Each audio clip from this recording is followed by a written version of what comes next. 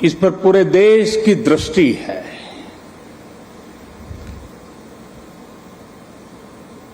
सभी देशवासी इस समय इस कार्यक्रम से जुड़े हुए हैं।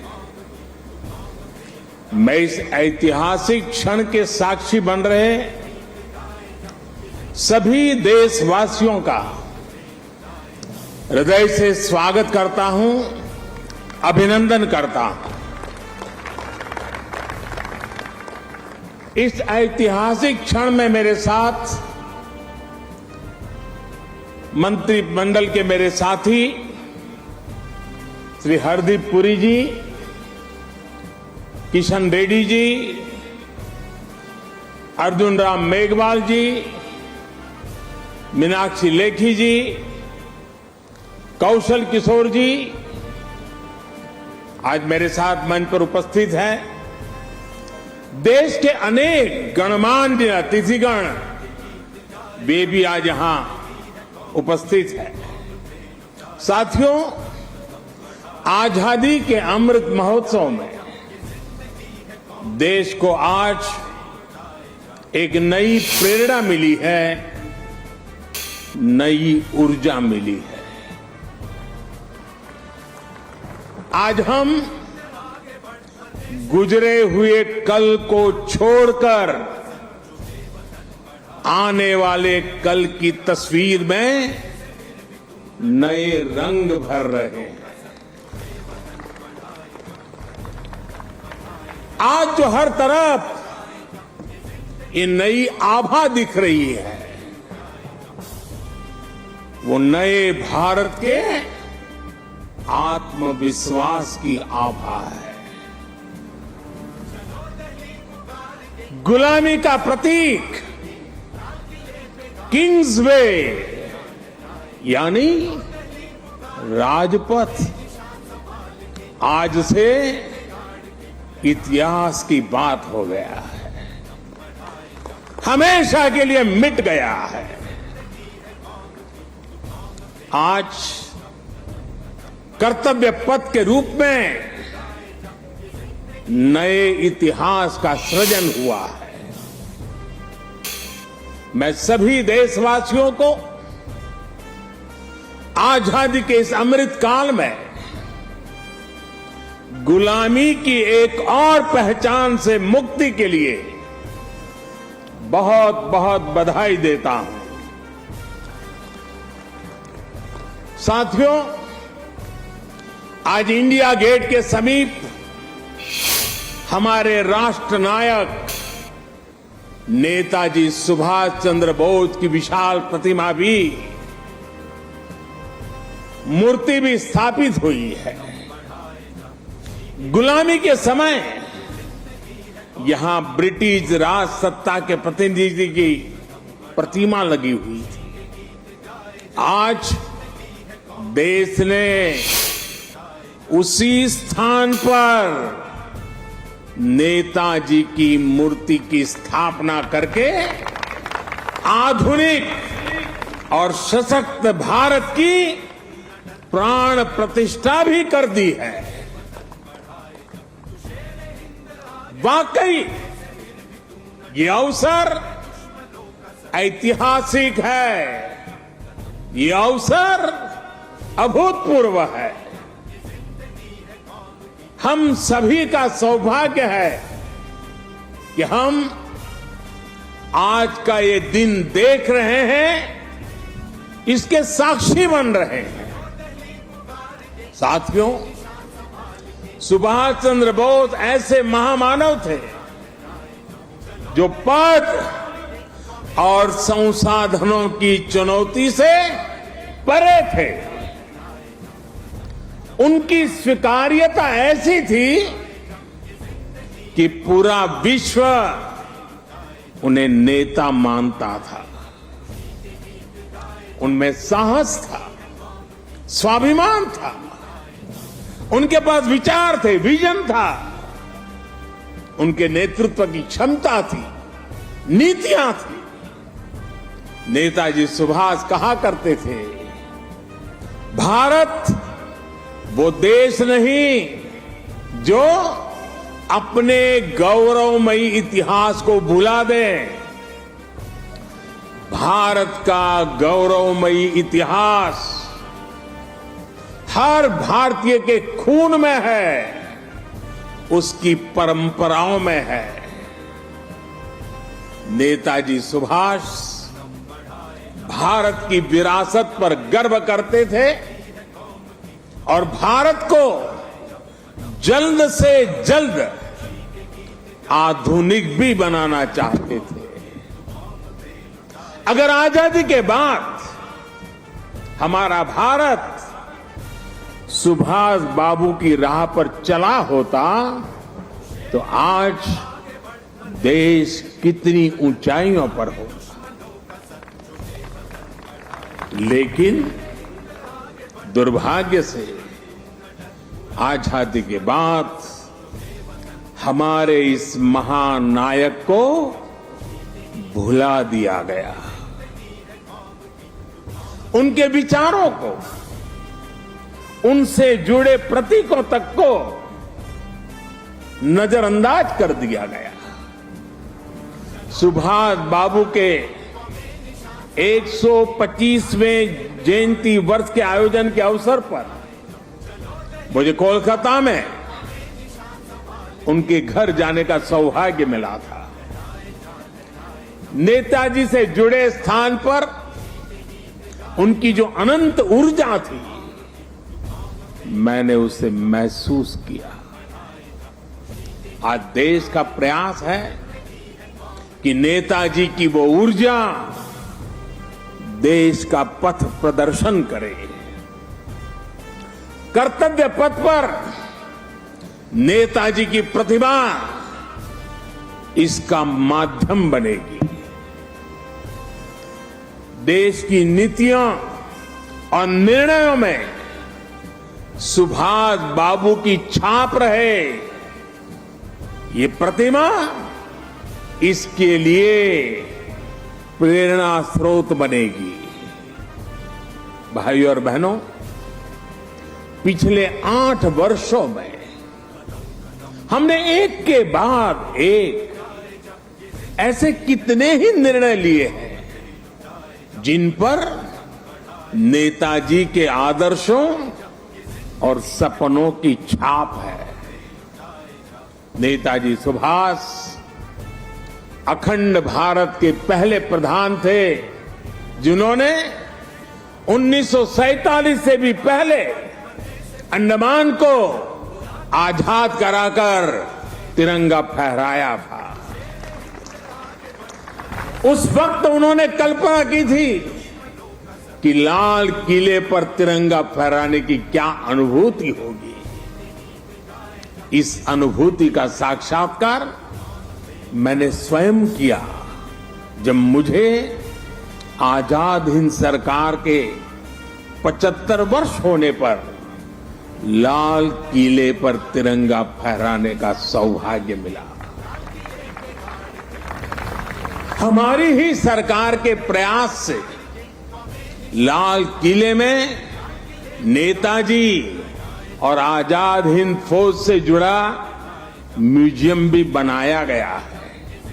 साथियों, मैं वो दिन भूल नहीं सकता जब 2019 में गणतंत्र दिवस की परेड में आजाद हिंद फौज के सिपाहियों ने भी हिस्सा लिया था। इस सम्मान का उन्हें दशकों से इंतजार था। अंडमान में जिस स्थान पर नेताजी ने तिरंगा फहराया था, मुझे वहां भी जाना था। जाने का अवसर मिला, तिरंगा फहराने का सौभाग्य मिला। वो क्षण हर देशवासी के लिए गर्व का क्षण था। भाइयों और बहनों, अंडमान के वो द्वीप जिसे नेताजी ने सबसे पहले आजादी दिलाई थी, वो भी कुछ समय पहले तक गुलामी की निशानियों को ढोने के लिए मजबूर थे।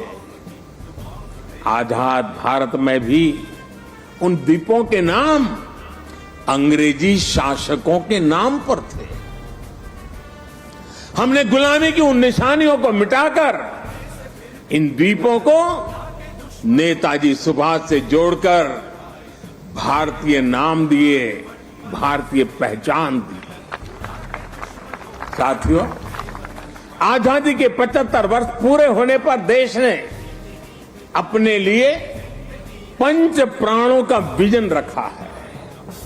इन पंच प्राणों में विकास के बड़े लक्ष्यों का संकल्प है, कर्तव्यों की प्रेरणा है। इसमें गुलामी की मानसिकता के त्याग का आह्वान है, अपनी विरासत पर गर्व का बोध है। आज भारत के आदर्श अपने हैं, आयाम अपने हैं। आज भारत के संकल्प अपने हैं, लक्ष्य अपने हैं। आज हमारे पथ अपने हैं, हमारे प्रतीक अपने हैं। और साथियों, आज अगर राजपथ का अस्तित्व समाप्त होकर कर्तव्य पथ बना है, आज अगर जॉर्ज पंचम की मूर्ति के निशान को हटाकर नेताजी की मूर्ति लगी है, तो ये गुलामी की मानसिकता के परित्याग का पहला उदाहरण नहीं है। ये न शुरुआत है न अंत है। ये मन और मानस की आजादी का लक्ष्य हासिल करने तक निरंतर चलने वाली संकल्प यात्रा है। देश के प्रधानमंत्री जहां रहते आए हैं, उस जगह का नाम रेसकोर्स रोड से बदलकर लोक कल्याण मार्ग हो चुका है। हमारे गणतंत्र दिवस समारोह में अब भारतीय वाद्य यंत्रों की भी गूंज सुनाई देती है। बीटिंग द रिट्रीट सेरेमनी में अब देशभक्ति से सरोबार गीतों को सुनकर हर भारतीय आनंद से भर जाता है।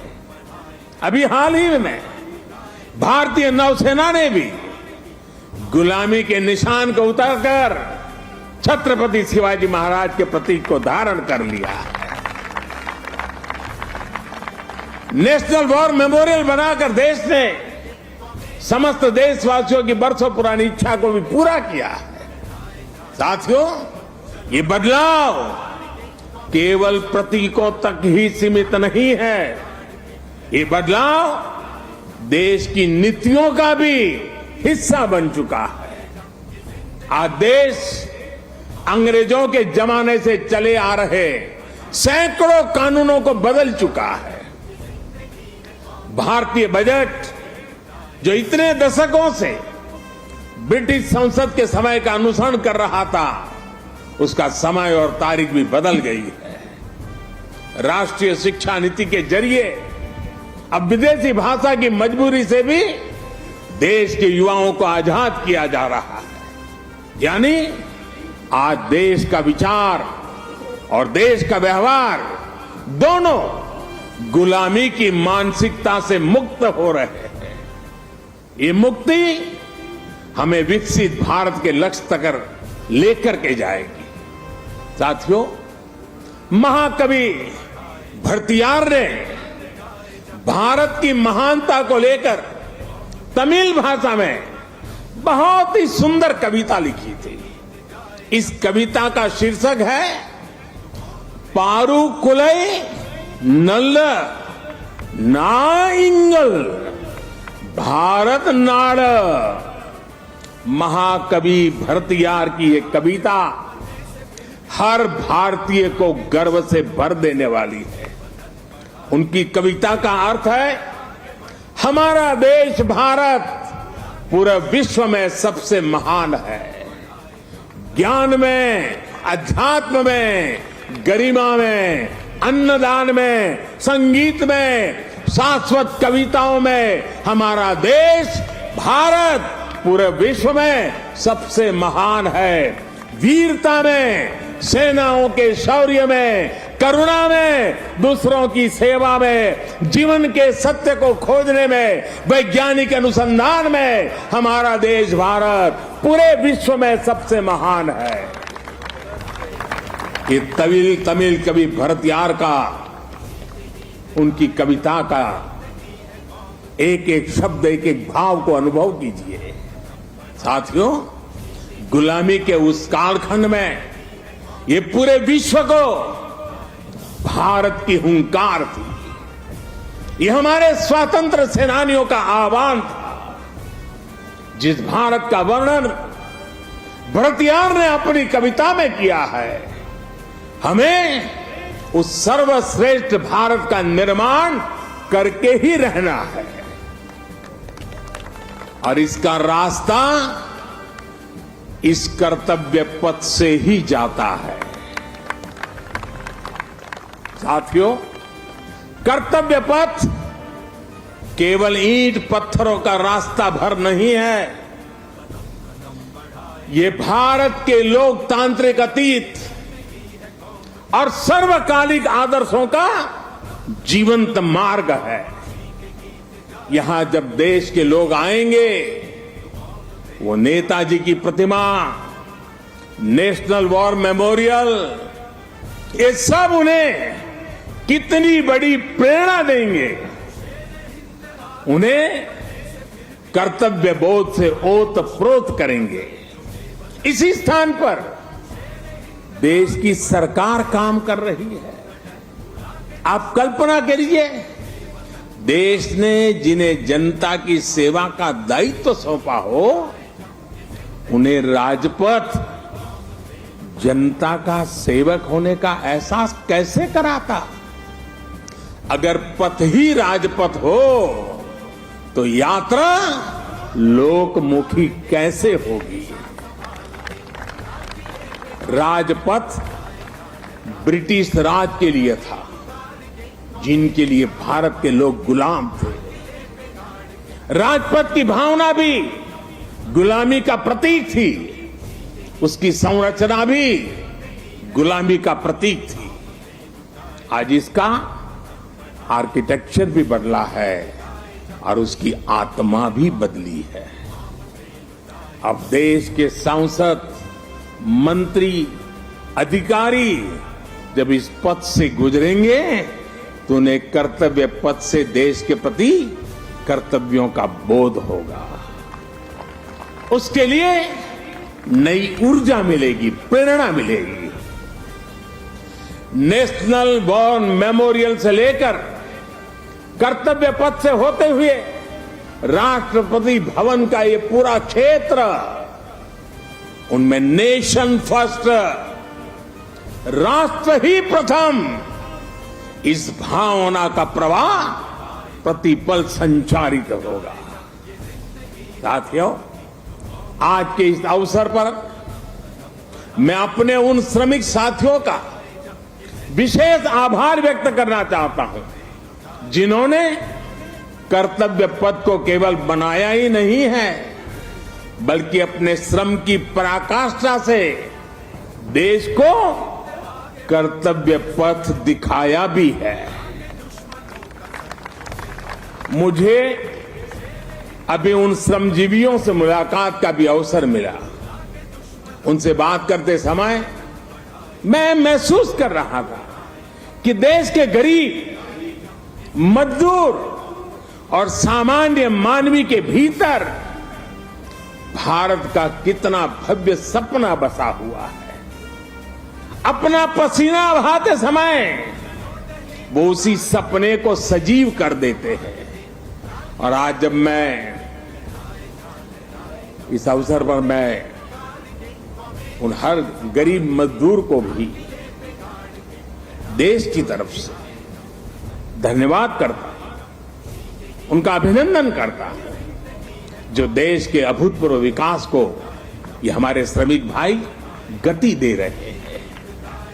और जब मैं आज इन श्रमिक भाई बहनों से मिला तो मैंने उनसे कहा है कि इस बार 26 जनवरी को जिन्होंने यहां पर काम किया है, जो श्रमिक भाई है, वो परिवार के साथ मेरे विशेष अतिथि रहेंगे 26 जनवरी के कार्यक्रम।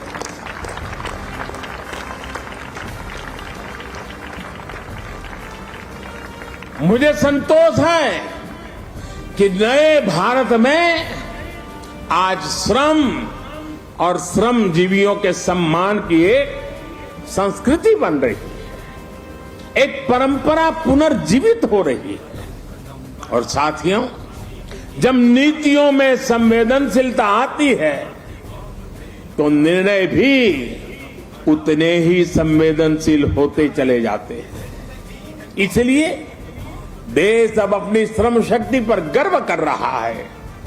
श्रमेव जयते आज देश का मंत्र बन रहा है।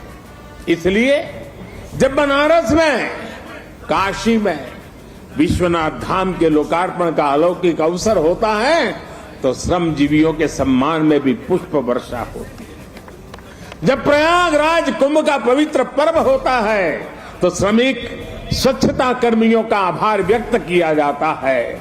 अभी कुछ दिन पहले ही देश को स्वदेशी विमान वाहक युद्धपोत आईएनएस विक्रांत मिला है। मुझे तब भी आईएनएस विक्रांत के निर्माण में दिन रात काम करने वाले श्रमिक भाई बहनों और उनके परिवारों से मिलने का अवसर मिला था।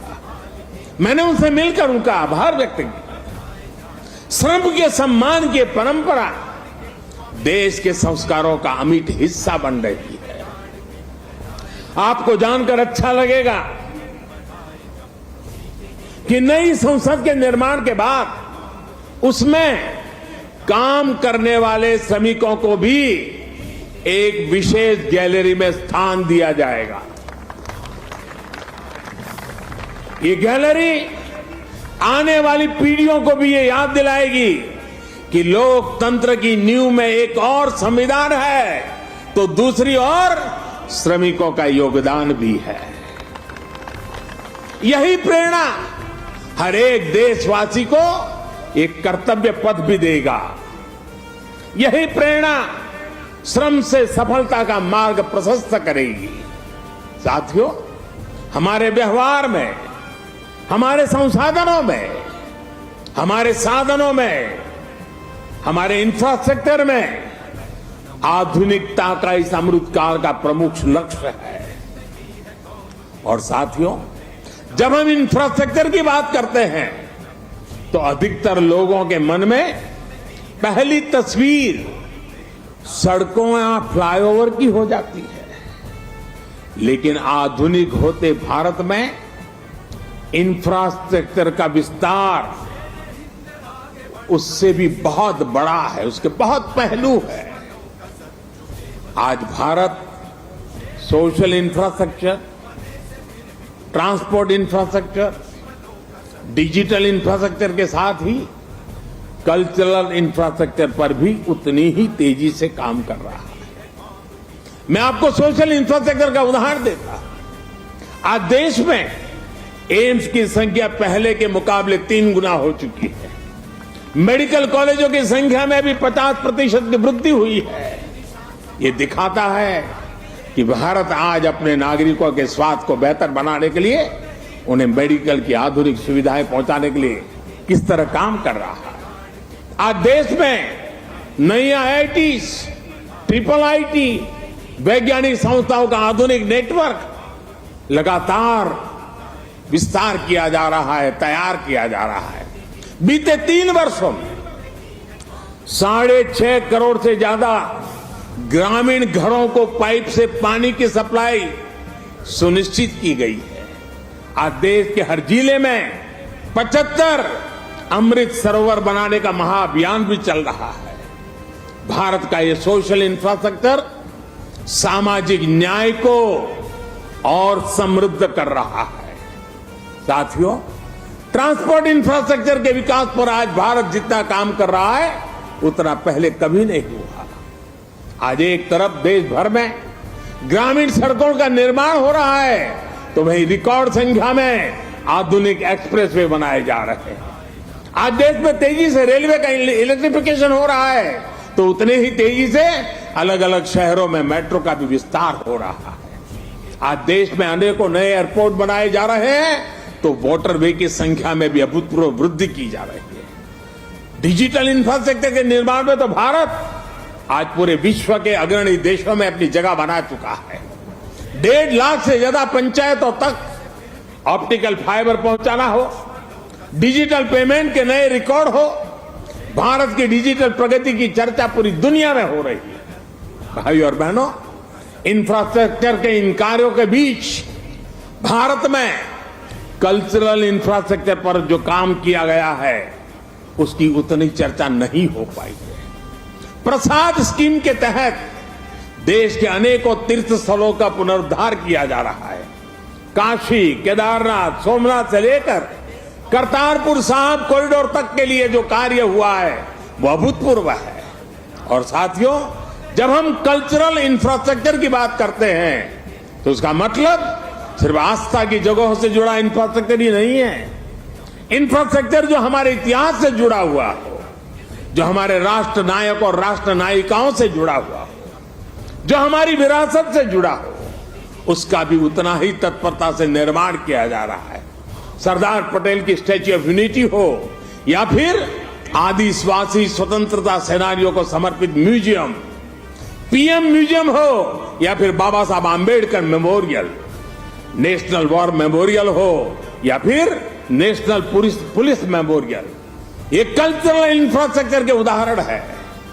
ये परिभाषित करते हैं कि एक राष्ट्र के तौर पर हमारी संस्कृति क्या है, हमारे मूल्य क्या है और कैसे हम इन्हें सहज रहे हैं। एक आकांक्षी Bharat social infrastructure, transport infrastructure, digital infrastructure के साथ ही कल्चरल इंफ्रास्ट्रक्चर को गति देते हुए तेज प्रगति कर सकता है।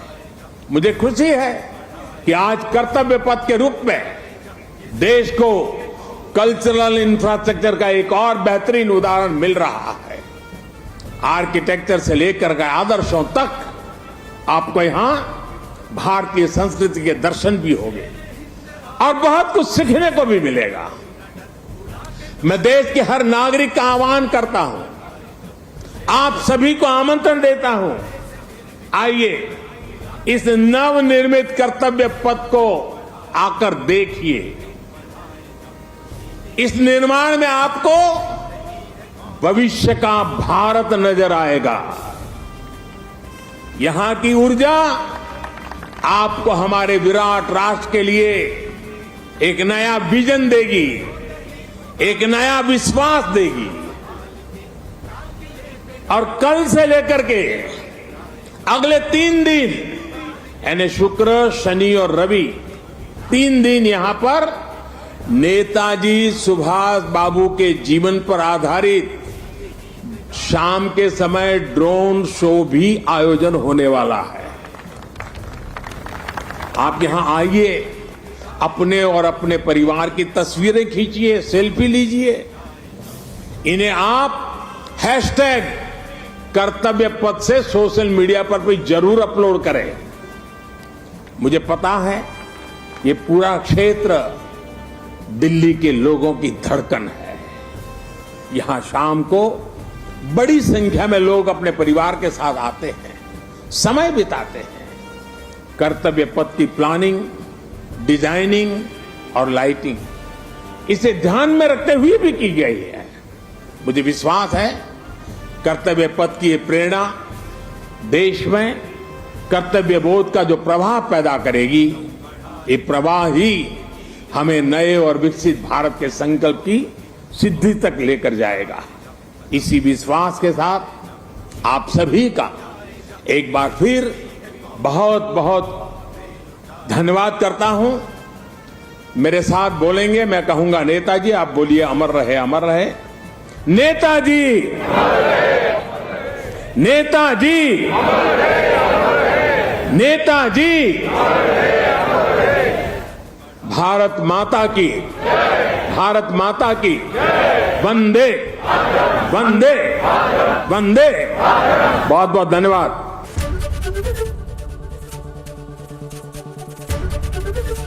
एबीपी गंगा, खबर आपकी, जुबान आपकी।